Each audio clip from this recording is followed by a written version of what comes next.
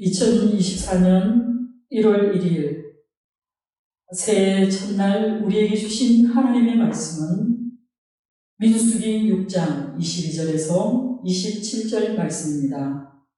축복하라 복을 주리라는 제목으로 하나님 말씀 증거할 때에 하나님의 음성으로 들으시기 바랍니다. 사랑하는 성도 여러분, 어제와 오늘 사이에 어떤 일이 벌어졌습니까? 시간이라고 하는 것은요, 우리에게 새로운 다짐과 각오를 하게 하는 그런 놀라운 힘이 있는 것 같습니다.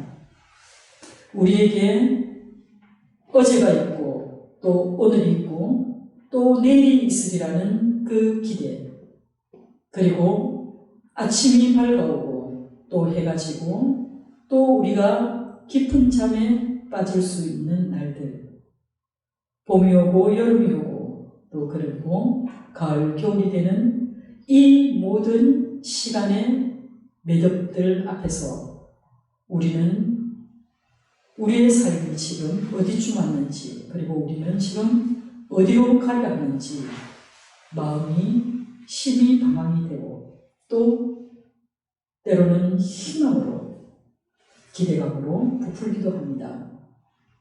우리는 어제 우리 교회의 영상을 통해서 2023년도에 하나님이 우리를 어떻게 인도하셨는지를 잊고 있다가 다시 기억하게 되는 그런 은혜를 누렸습니다. 영상을 보면서 또 2024년도에는 어떤 것들로 하나님께 기쁨의 예배를 마지막 날 드릴 수 있을까라는 기대감을 갖게 되었습니다. 우리 하나님의 신실하신 약속과 그리고 우리 하나님의 선하신 인도하심을 따라 우리가 살아간다면 우리의 삶은 하나님이 주시기로 한 그 모든 복을 누리게 될 줄 믿습니다. 오늘 우리에게 주신 이 하나님의 말씀 민수기 6장은요, 이제 이스라엘 백성들이 출애굽한 이후에 그들이 시내산에 1년 동안 머무르면서 하나님 앞에 그 백성으로서 살아가야 할 그 율법과 많은 규례를 부여받고 또 하나님께서 그들을 만나기로 약속하실 그 회막을, 그 성막을 다 짓고 난 뒤에 이제 그들이 약속의 땅 가나안을 향해 나아가기 전에 하나님께서 모세를 부르시고 또 제사장으로 세운 아론과 그 아들들이 하나님의 백성 이스라엘을 어떻게 축복해야 할지를 말씀해주는 그런 아름다운 축복의 말씀이 바로 오늘의 본문입니다. 이 축복의 말씀이 오늘 여러분의 귀에도 하나님의 음성으로 들리기 원합니다. 사랑하는 성도 여러분, 우리 하나님은 어떤 분이십니까? 우리가 경험하고 우리가 기억하는 하나님은 어떤 하나님이십니까? 저는 제 삶 속에서 결코 놓치지 않는 것은 우리 하나님의 선하심입니다. 우리 하나님에게는 어떤 악한 의도도 나쁜 계획도 없으시기 때문에 우리 하나님이 내 삶에 개입하실 때 그 하나님이 하시는 모든 일은 선하신 하나님의 인도하심이라 믿고 따라가고 있습니다. 오늘 이 본문의 말씀도 마찬가지입니다. 이 본문은 이제 그들 앞에 당장 놓일 것이 전쟁입니다. 그러나 그 전쟁 과정에서 얼마나 많은 어려움과 고통이 따르겠습니까마는 하나님은 그럼에도 불구하고 내가 너희에게 복을 주리라. 그 복이 어떤 복인지를 우리에게 말씀하고 있는 것입니다. 우리 하나님은 선하신 하나님이시기 때문에 그가 하시는 모든 계획과 그가 인도하시는 그 길은 바른 길이고 축복의 길인 줄 믿습니다. 우리가 하나님과의 바른 관계 속에서 살아갈 때에 그 누리게 될 그 놀라운 축복이 2024년 우리 성도들과 우리 교회에 충만하기를 소망해 봅니다.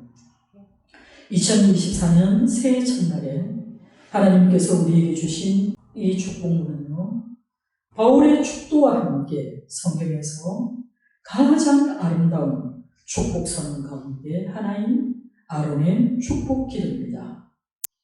이 본문은요, 매우 단순하고 짧은 문장으로 소개되어 있다는 것을 보게 됩니다. 하나님의 소유된 백성에게 하나님은 아론을 통해서 복과 은혜와 평강을 주시기 원한다 라는 하나님의 의지를 담아내고 있는 것입니다. 그리고 이 모든 축복의 주체는 인간인 제사장이 아니라 바로 하나님 자신을 분명히 말씀하고 있습니다. 하나님은 당신의 축복을 백성들에게 전할 중재자로서 제사장을 세우셨습니다. 이 제사장의 고유한 임무 중 하나는 하나님의 축복권을 위임받은 그가 전적으로 하나님께 속한 이 축복을 그 백성들에게 전하라는 것입니다. 이 축복은 하나님께 속한 것이고 또 이 축복은 하나님으로부터 말미암은 것임을 하나님께서 분명히 우리에게 말씀해주고 있는 것입니다.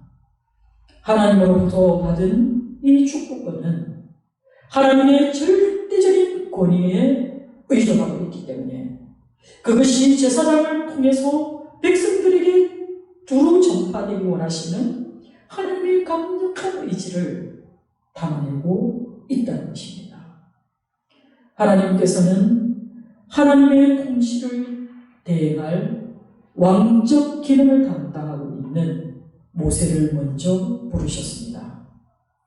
그리고 백성의 대표자로서 백성들의 영육간의 건강을 돌보아야 할, 그리고 하나님께 나아가 하나님을 예배할 그 제사장으로서의 역할을 담당할 아론과 그 아들들에게 그 축복권을 위임하시면서 그들이 하나님이 허락하신 복, 하나님께서 주시고자 하는 그 은혜를 실현할 수 있는 그 권한을 부여해 주시면서 본질적인 부분을 의도적으로 조절하거나 가공하지 말 것을 말씀하고 있는 것입니다. 그리고 이 하나님의 축복을 제사장이 함부로 자의적으로 해석하지 말 것을 하나님의 이름으로 공고하고 있는 것입니다. 제사장은 복의 권능이신 여호와의 이름과 하나님의 절대적인 권위에 의존해서 그 축복을 전달해야 합니다. 그럼 오늘 우리가 읽은 아론의 축복문에 담겨있는 하나님이 우리에게 주시고자 하는 그 축복 세 가지를 차례대로 살펴보도록 하겠습니다. 먼저 24절에 여호와는 내게 복을 주시고 너를 지키시기 원하시며 라고 말씀합니다. 여러분, 여기서 복의 주체가 누구입니까? 복의 주체는 바로 여호와시기 때문에 이 약속은 틀림없는 보증의 말씀인 것입니다. 하나님이 말씀하시는 이 복은 온갖 좋은 것을 의미하고 있습니다. 하나님이 말씀하시는 복을 바라크라고 얘기하는데요. 이 바라크가 담고 있는 의미는요, 추상적인 의미의 좋은 것, 풍성한 것, 우리의 삶의 실질적이고 우리의 삶의 너무나 현재적인 그 모든 좋은 것, 그리고 또 영적이고 신령한 그 모든 것을 다 포함한 전격적이고 총체적인 번영과 은혜를 말하는 것이 바로 바라크입니다. 하나님이 우리에게 주시고자 한 이 복은 말 그대로 하나님이 소유하고 있는 그 모든 것을 총동원하여서 하나님께서 자기 백성에게 필요한 모든 것을 충족시키고 채워주시겠다라는 그 하나님의 의지를 담고 있습니다. 여러분, 이런 하나님의 의지가 명확하게 드러난 그 사건이 바로 우리 주 예수 그리스도의 성육신 사건인 것입니다. 에베소서 1장 3절에 찬송하리로다 하나님 곧 우리 주 예수 그리스도의 아버지께서 그리스도 안에서 하늘에 속한 모든 신령한 복을 우리에게 주시되. 아멘. 여러분, 그리스도 안에서 우리에게 신령한 복을 주시겠다라고 약속하신 분이 우리 하나님이십니다. 그렇기 때문에 하나님은 모든 것을 다 우리에게 주셨습니다. 하나님은 아낌없이 주시되 독생인 자 예수까지 우리에게 주셨습니다. 그래서 예수 그리스도께서 이 땅에 오셔서 우리의 죄를 대신하여 대속제물로 십자가에 못 박혀 죽으시고 또 허망하게 죽음으로 끝내는 것이 아니라 그 죽음의 권세를 이기시고 다시 사셔서 우리의 산 소망이 되어 주셨습니다.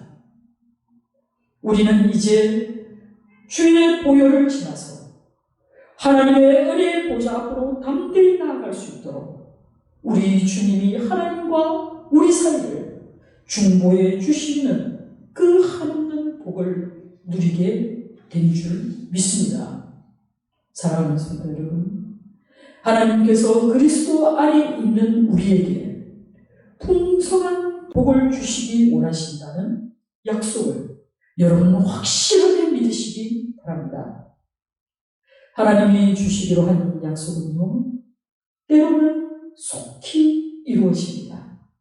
그런데 어떤 때는요, 너무 더디게 와서 우리는 하나님의 복을 자의적으로 해석을 하는 그 실수를 범하기도 합니다. 그런데 여러분, 하나님의 복을 여러분이 진정으로 누리기 원하신다면 약속에 신실하신 하나님을 전적으로 신뢰하여야 합니다. 히브리서 6장에 보면 아브라함에 대한 기록이 있습니다. 아브라함은 하나님께서 내가 반드시 너에게 복을 주고 복을 주며 너를 번성하게 하고 번성하게 하리라는 그 약속의 말씀을 믿었다 라고 기록되어 있습니다. 아브라함이 하나님이 반드시 내게 하신 그 모든 약속을 지키실 줄 믿었기 때문에 그는 오래 참아서 그 약속을 받았다 라고 히브리 기자가 증거하고 있는 이 증거를 근거로 삼아 우리도 아브라함처럼 하나님을 전적으로 신뢰한 믿음의 조상들의 본을 받아 하나님의 약속을 우리의 삶 가운데 실현되어질 수 있도록 때를 기다릴 줄 알아야 할 것입니다. 여러분, 하나님의 약속은 너무나 크고 원대하시기 때문에 우리에게 반드시 필요한 것은 바로 인내입니다. 여러분, 신앙생활의 대부분은요, 인내의 시간입니다. 이 제약된 세상에서 정말 하나님의 뜻을 이루기 위해 우리가 얼마나 많은 것들을 포기하고 살아야 되는지 모릅니다. 우리의 삶의 자리에서 우리가 얼마나 많은 것들을 양보하고 때로는 바보가 틀지라고 우리의 것을 거저주고 베풀고 섬기는 삶을 살아야 하는지 모릅니다. 이것이 그리스도인의 삶입니다. 왜 그렇습니까? 우리가 하나님의 뜻대로 살아갈 때 하나님이 주실 그 크고 놀라운 복은 우리가 상상하는 것을 초월하기 때문에 우리는 이 모든 시간들을 인내하며 견뎌내는 줄 믿습니다. 반드시 하나님의 때에 이루실 그 하나님의 약속을 붙들고 우리는 우리의 삶의 자리에서 마땅히 마땅히 우리가 감당해야 할 일들을 겸손하게 그리고 충성되게 해내야 합니다. 그럴 때 반드시 때가 되면 이루실 그 하나님의 증거가 실상으로 드러날 줄 믿습니다. 여러분, 하나님의 축복은 얼마나 광대한지, 하나님의 축복은 우리를 통하여 천대까지 복을 주시겠다 약속하신 이 놀라운 약속의 말씀을 의심 없이 받아들이고 그 때를 기다려야 합니다. 그리고 하나님은 우리에게 복을 주실 뿐만 아니라 너를 지키시기 원하신다 라고 말씀하고 있습니다. 여러분, 우리에게 아무리 좋은 것이 주어졌다 할지라도 이것을 지켜낼 그런 악한 것들이 우리 가운데, 우리 주변에 널려있다면 얼마나 이 좋은 것들이 오히려 독이 되겠습니까? 그런데 하나님께서는 그 좋은 것을 빼앗아갈 악한 자들의 손에서 우리를 반드시 지키시고 구원해 주시겠다고 오늘 약속하고 있는 것입니다. 얼마나 든든하고 안전한 약속인지 모릅니다. 그렇기 때문에 이 모든 것들을 경험한 시편의 기자는 여호와는 우리를 지키시는 분이시다 라고 고백하였습니다.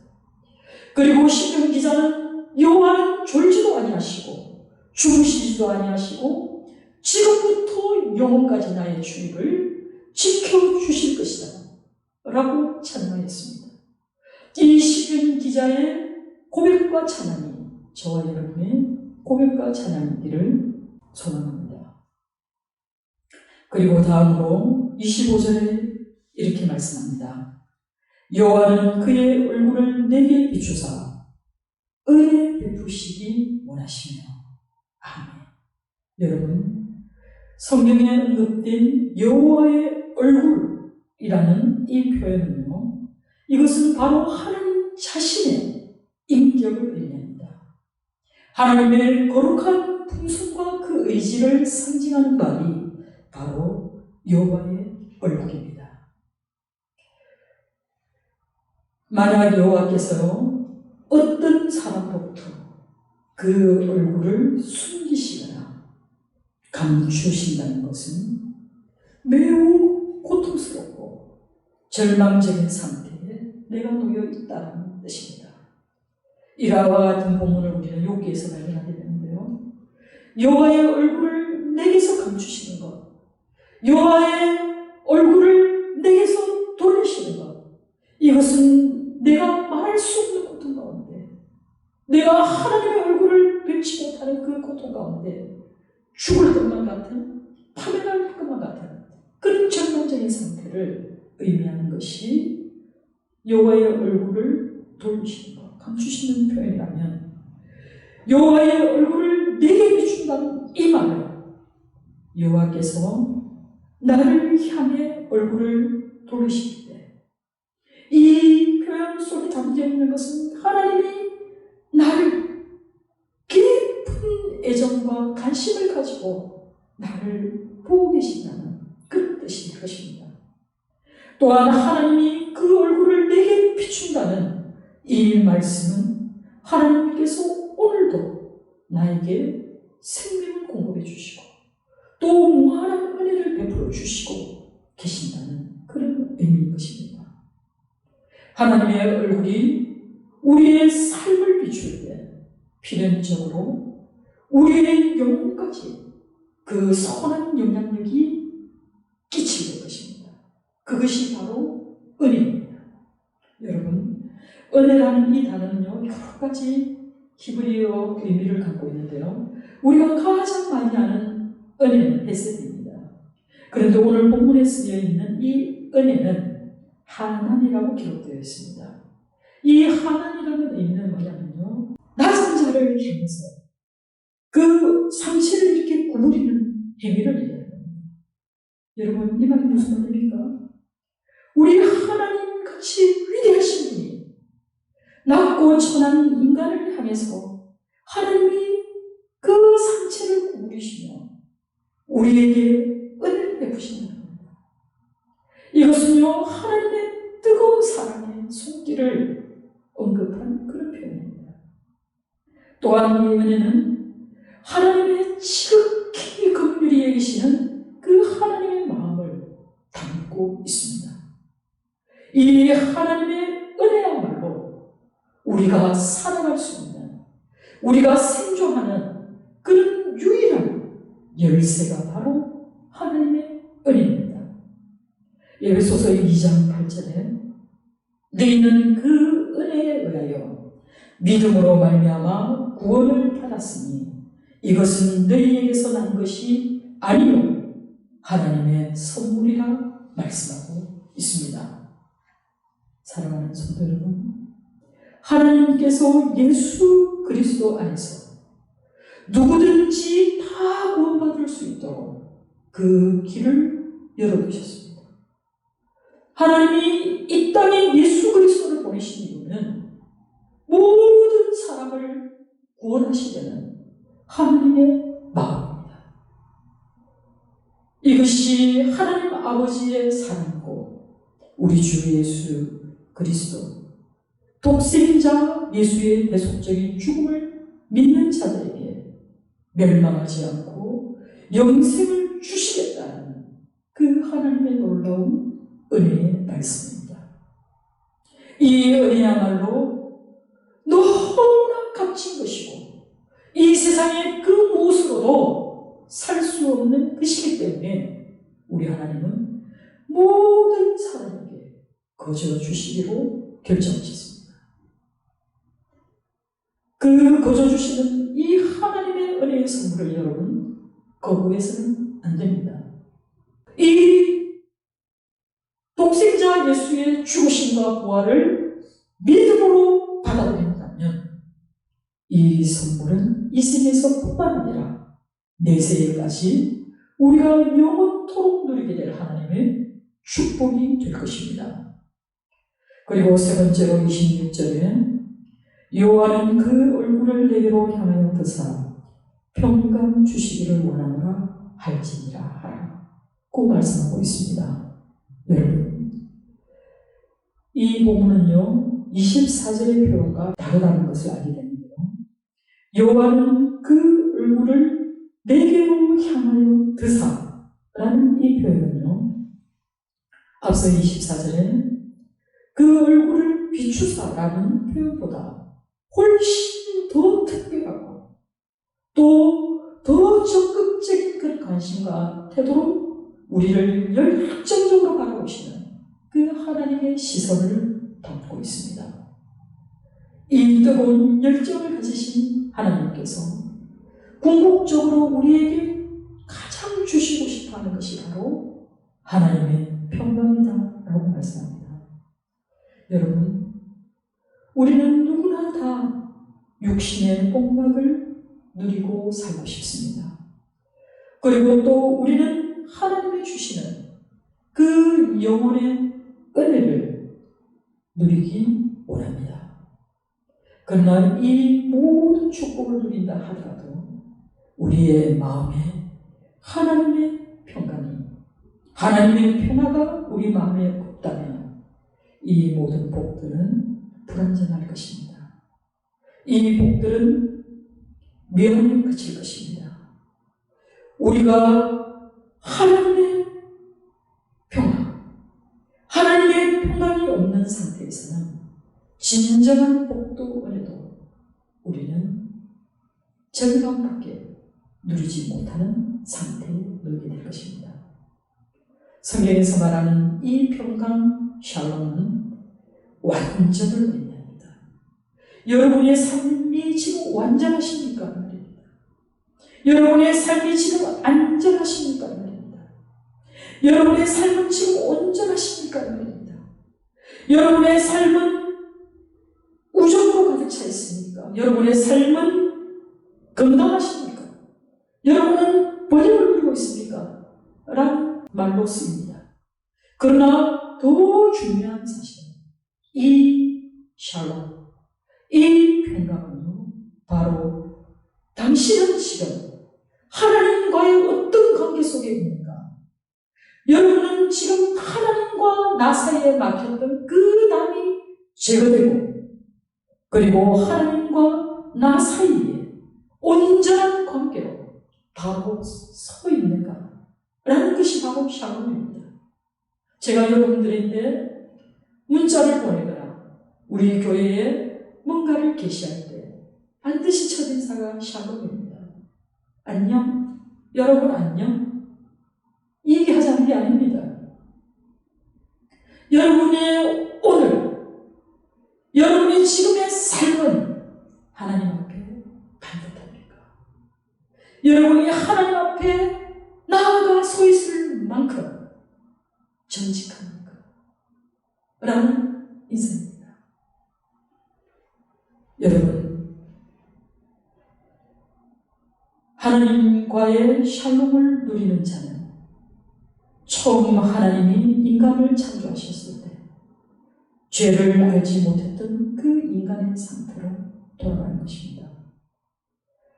아담이 범죄하기 이전의 모습을 생각해보면 그는 얼마나 긴밀한 하나님과의 교제관계에 있었는지 모릅니다. 여러분 얼마나 하나님과 친밀합니까? 여러분 얼마나 하나님 앞에 여러분을 정직하게 내어 보이고 있습니까? 만약에 여러분이 하나님 앞에서도 감출 게 있고 하나님 앞에서도 자기 스스로를 정직하게 내어놓을 수 없다면 여러분은 진정한 하나님의 평강을 누리는 사람들이 아닙니다.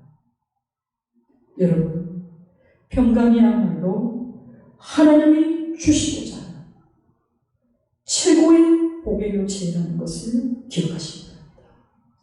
여러분이 마음의 평강을 누릴 때 여러분은 최고의 복이 완성된 것입니다. 하나님의 평강은 상대적일 수밖에 없고 제한적일 수밖에 없는 이 세상의 그 어떤 복과도 비교 불가능한 최고의 복이 바로 평강임을 믿으시기 바랍니다. 이사야 선지자의 예언대로 예수 그리스도께서는 평강의 왕으로 이 땅에 오셨습니다. 그가 통치할 나라는 평화의 나라라는 것입니다. 예수 그리스도의 십자가 사랑을 진정으로 체험한 사람만이 이 땅에서 온전한 마음의 평강을 누릴 수 있습니다. 여러분이 그 무엇에도 주님의 평강을 빼앗겨서는 안 될 것입니다. 주님이 주신 평강은 우리 안에 있는 모든 악을 버리게 합니다. 그리고 주님이 주신 그 평안으로 우리는 서로에게 친절합니다. 그리고 주님이 주신 그 평안으로 우리는 서로를 불쌍히 여기게 됩니다. 그리고 그리스도께서 우리를 용서하여 주셨던 것처럼 우리는 서로를 용납하게 되는, 그러므로 진정한 평안을 누리게 되는 그런 사람들이 될 줄 믿습니다. 요한복음 14장 27절에 주님은 우리에게 이렇게 말씀하십니다. 평안을 너희에게 끼치노니 곧 나의 평안을 너희에게 주노라. 내가 너희에게 주는 것은 세상이 주는 것과 같지 아니하니라. 너희는 마음에 근심하지도 말고 두려워하지도 말라. 아멘. 여러분, 우리는 누구나가 염려합니다. 우리 주님도 한날의 괴로움, 그날도 족하다 라고 말씀하신 것처럼 우리가 전혀 걱정 근심 없이 산다고 하지 않습니다. 그러나 우리의 염려와 우리의 삶의 그 잔잔한 불안함과 그 미래에 대한 그 두려움이 우리 주님이 주신 그 평안을 깨뜨려서는 안 된다는 것입니다. 그런 불안함과 근심과 두려움이 밀려올 때 주 예수의 이름으로 그 불안을 깨뜨려야 합니다. 그 근심을 물리쳐야 합니다. 그 두려움을 우리가 반드시 주 예수 그리스도의 이름으로 물리침으로써 승리할 수 있어야 합니다. 사랑하는 성도 여러분, 하나님께서 당신의 백성, 하나님의 자녀들에게 이런 복을 주신 이유가 무엇일까요? 베드로전서 2장 9절에 사도 베드로는 이렇게 말합니다. 그러나 너희는 택하신 족속이요 왕같은 제사장들이요 거룩한 나라요 그의 소유된 백성이니 이는 너희를 어두운 데서 불러내어 그의 귀한 빛에 들어가게 하신 이의 아름다운 덕을 선포하게 하려 하시니라 말씀하시면서 오늘 이 자리에 있는 저와 여러분의 정체성이 무엇인가를 분명히 규정해주고 있는 것입니다. 본문 27절에 그들은 이같이 내 이름으로 이스라엘 자손에게 축복할지니 내가 그들에게 복을 주리라 말씀하셨습니다. 이 말씀은 우리 하나님의 입의 말씀이기 때문에 영원합니다.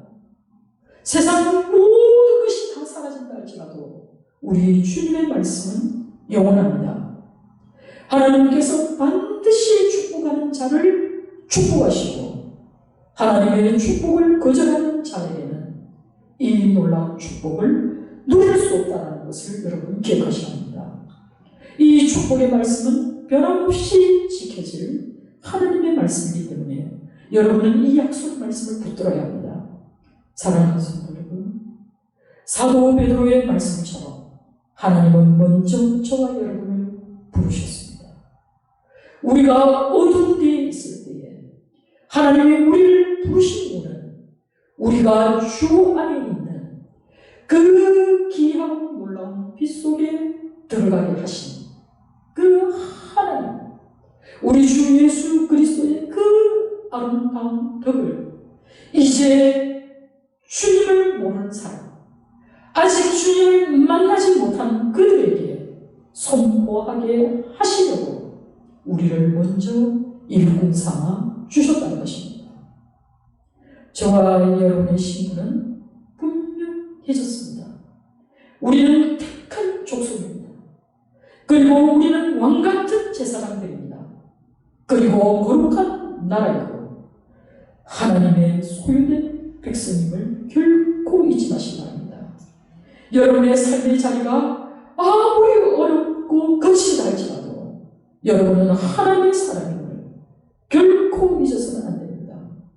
여러분은 당당하게 이 세상에 나가서 하나님의 구원사에게 일꾼된 자로서 하나님의 자녀된 자로서 헌신하고 봉사하고 충성한 자리에 내려가는 것을 주저하지 말아야 할 것입니다. 오늘 거룩한 영적 제사장으로 부름받은 저와 여러분에게 우리 하나님께서는 축복 전달권을 우리 각자에게 부여하여 주셨습니다. 우리에게 다가오는 사람들, 우리가 만나는 사람들을 여러분 축복하시기 바랍니다. 여러분 입술에서 나오는 말들이 부정적인 말, 남을 시기하는 말, 질투하는 말, 거짓된 말, 이런 것들을 우리는 결코 일삼아서는 안 됩니다. 우리가 전하고자 하는 것은 사랑의 말, 그리고 진리의 말, 의의 말, 그리고 우리 주 예수 그리스도의 그 아름다운 복음의 말이어야 할 것입니다. 우리가 이 축복권을 사용하는 과정에서 결코 여러분 스스로의 능력이나 판단으로 축복권을 행사해서는 안 됩니다. 우리에게 부여된 이 축복권을 전달할 때에 반드시 하나님이 명령하신 대로 우리는 최선을 다해야 할 줄 믿습니다. 그리고 주의 아름다운 복이 이 세상 끝까지 전해질 수 있도록 우리는 목소리 높여 주의 이름을 증거해야 할 것입니다. 사랑하는 성도 여러분, 오늘 본문 말씀을 통해서 우리가 알 수 있는 것은 제사장이 백성들을 축복할 수 있었던 그 큰 특권이 있었던 것처럼 이제 우리에게도 하나님의 은혜를, 우리가 누리는 이 많은 축복을 다른 사람들과 함께 나눌 수 있다면 이 또한 큰 특권이 될 줄 믿습니다. 이 말씀이 주어진 때는 분명히 이제 이스라엘 백성들이 곧 전투에 임해야 할 그때에 주어진 말씀입니다. 하나님이 왜 이 말씀을 이렇게 아름다운 언어로 말씀하셨을까요? 그것은 그들이 비록 전투에 임한다 할지라도 그 전투로 인해 하나님의 백성들이 고난과 고통 가운데 있다 할지라도 어떻게 평안을 누릴 수 있는가를 알게 하기 위해서입니다. 여러분, 우리의 환경이 아무리 힘들다 할지라도 우리에게 복 주시기 원하시는 그 하나님의 은혜 가운데에서 우리가 살아간다면 우리는 반드시 하나님의 평강을 누릴 줄 믿습니다. 사랑하는 성도 여러분, 2024년 새해가 밝았습니다. 우리 하나님이 그 얼굴을 우리에게 비추시고 또 그 하나님의 그 얼굴을 우리에게 드실 줄 믿습니다. 그 하나님이 우리를 지켜주시고 보호해 주시고 또 은혜 베풀어 주시고 또 우리의 몸과 마음과 영혼이 평강을 누리게 해 주실 줄 믿습니다. 이 놀라운 하나님의 복과 은혜와 평강을 누리는 2024년도 되기를 축원합니다.